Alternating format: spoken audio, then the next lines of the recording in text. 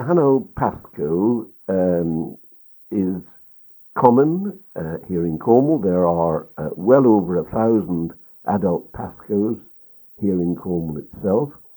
But I've always been very interested in the fact that when the Celtic migration took place from the southwest peninsula to Brittany during the 5th and 6th centuries, many Pascoes must have crossed the channel.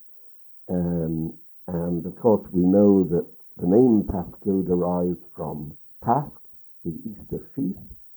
So it underlines the fact that the Celts from Cornwall and Devon who went to Brittany in the 5th and 6th centuries were already Christianized.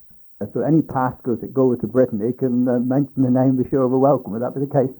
Absolutely. No one in Brittany will raise an eyebrow if one is introduced over there as Pascoe, because the name is so very common there.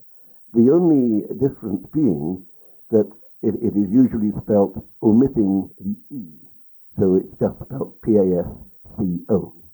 After that. Well, Alan, your family, Pascoe, is obviously an ancient family with a name like that. Where does your family originate? Well, in the first instance, my family, as far as we can ascertain, came from the Helston area.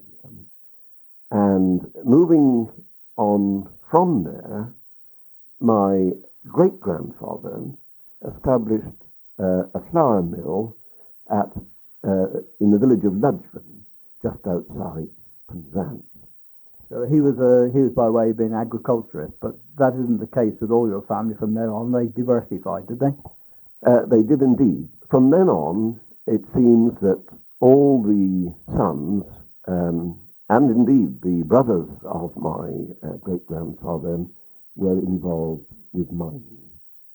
In the case of my grandfather, he discovered that he was able to treat the slimes which were washed down to his father's mill at Ludgvan and recover quantities of tin from these slimes which came from mines higher upstream.